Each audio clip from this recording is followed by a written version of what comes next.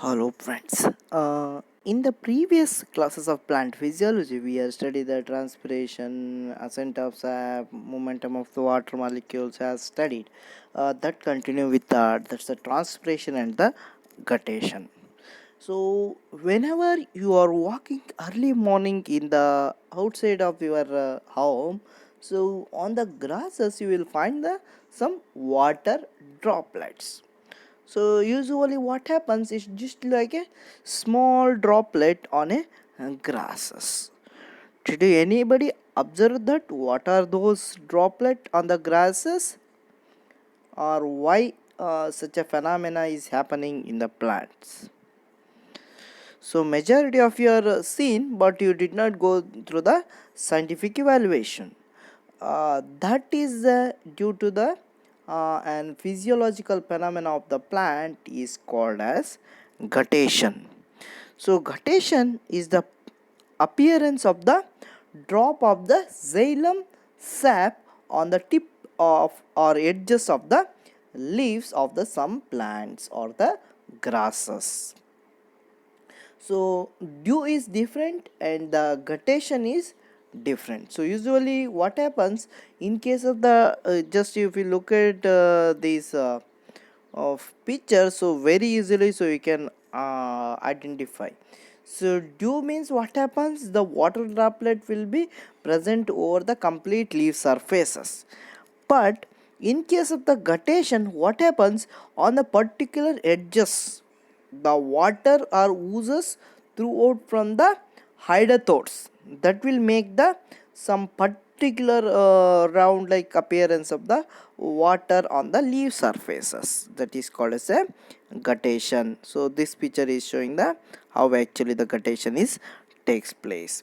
So first look at what are the causes for the guttation. The main causes in the guttation is the root pressure. What happens during the night when the root pressure is high, sometime due to this pressure the watery drops or oozes out from the leaf of the plant through the hydatodes, that is called as the guttation. In simple words, guttation is nothing but oozes out of the water droplet in the leaves of the plants through the hydatodes, that is called as guttation. So another one term is there, that is the transpiration.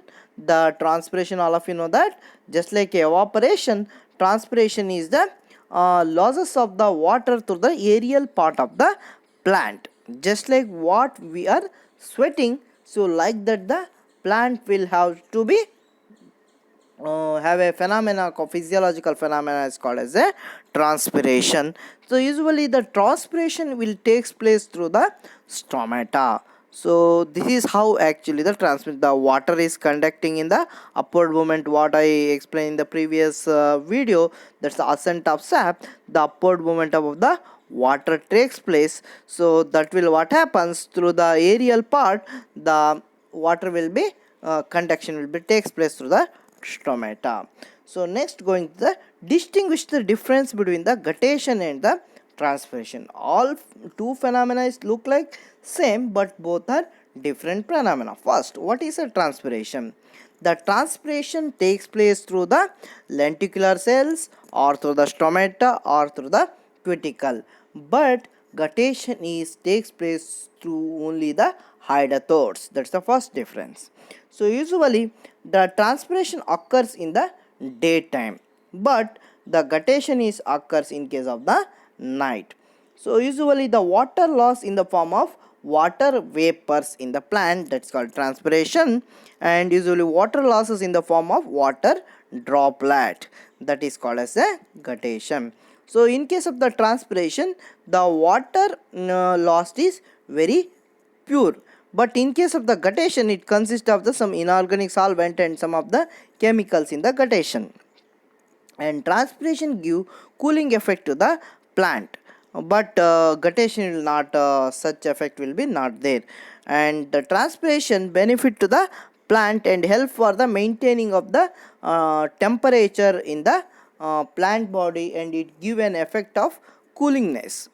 But such significant will not occur in case of the guttation, and even sometimes they may cause the damage to the leaves of the plants. And usually transpiration occurs during the dry time, and usually the guttation occurs in the humid period. That means in night time, so usually humidity is that condition will be guttation will be takes place. So this is the slide how actually the transpiration occurs, and this is how actually the guttation occurs. So just look at these two pictures. So these are the water due to the transpiration, and these are the water droplet oozes in the strawberry plant due to the guttation. So the guttation is takes place through the hydrathodes. Hydrathodes is nothing but they are the secretory tissues in the leaves, especially in case of the angiosperms. And this is the structure of the guttation, so sorry, hydrathodes. So this is the outer layer, and this is the hydrathoid spores, and they consist of the chamber and epithelial tissues, and centrally consist of the xylem and the epidermal cells. And this is the electron scanning microscopic diagram shows the diagram, and this is the complete how actually the hydrathodes in case of the plant, especially in case of pteridophyte, that will be there. And going to the next, that is the stomata. The transpiration is takes place through the stomata. The stomata is nothing just like a usually pore like structure present on the leaf surface. Usually they help for the exchanging of gas, but they will also help for the respiration or the transpiration in case of the plant. This is how the structure of the stomata in case of the plant. These are the some structure, electronic microscopic structure towards the stomata. So next, going to the difference between the stomata and the hydrathodes. So stomata occurs in the epidermal cells of the young stem, and hydrathodes especially grow in a plant of moist shady places, especially in grasses that will be present. Stomata consist of the guard cells. They look like a kidney shaped structure. Hydrathodes are surrounded by the cuticular cells. So usually two guard cells are generally present in case of the stomata, that surrounded by the subsidiary cells, and in case of the hydrathodes the subsidiary cells are absent. And usually in case of stomata, opening and closing of the stomata aperture is regulated by the guard cells. In case of the hydrathodes, the opens will be completely, it will be open, it will not close any time. And usually the stomata, what happens, they involved in the transpiration and gas exchange phenomena, but in case of the hydrothode they involved in the guttation process. And these are some theories to put forward the explain how actually the guttation takes place, and what are the substance present in the guttation, and usually why this guttation will be takes place, and the mechanism of the guttation in case of the plant. So under some certain conditions, so due to the excessive amount of the water present in the plant, that will create a hydrostatic pressure. And during that condition, what happens, the xylem elements has the pressure on the component of the cell. Due to that pressure, what happens, the epithelial tissue will be damages out. Through the hydrathodes, the water will be come out in the form of the active molecule. That molecule consists of some minerals and also the inorganic substances. Sometime may ask you, is it guttation have a injury? Yes, definitely sometime the guttation may damage to the plants. So first of all, injury is connected with the loss and depletion of the usual amount of the vital nutrient to the plant, and secondly it will cause the accumulation of the concentration product on the local area of the product, and also sometimes cause the chlorosis and necrosis. And how actually these and sometime you may have a doubt why transpiration is takes place in the morning and guttation takes place in the night. So right, yeah, transpiration stops at the night, the when the stomata on the leaves will be closes. The what time that time what happens, the water in the soil will be absorbed by the root, but the water potential in the root is lower than the water potential in the soil. That time what happens, the root pressure in the atmospheric humidity will be high. That time what happens, root pressure forces the water will be moving to the stem and the leaf portion of the plant. That time in the tip of the plant the hydrothodes will opens, and usually what happens, that will be oozes out. That is the reason the guttation is takes place in the night. So this especially in case of the grass, the picture is clearly showing that the guttation will happens in the night time, and once the sun rises is start, that will be disappear out. And some of the experiment usually just bell jar experiment and also the transpiration experiment shows the guttation experiment. Advantages of the guttation, usually guttation sometimes help for the excessive water will be oozes out from the plant. And disadvantages, they may cause sometimes the infectional damage, that the pathogenicity will be increases.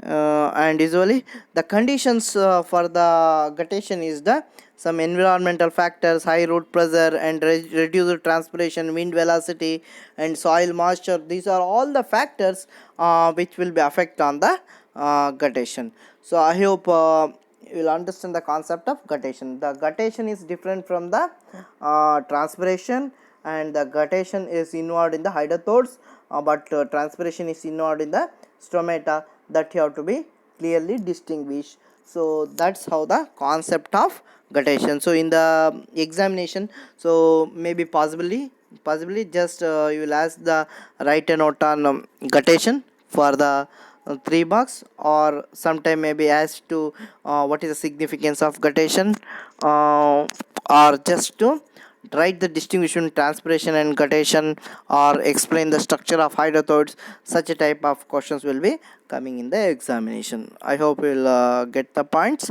So if you have any doubts, so just to clarify in the next class. Thank you for patience listening.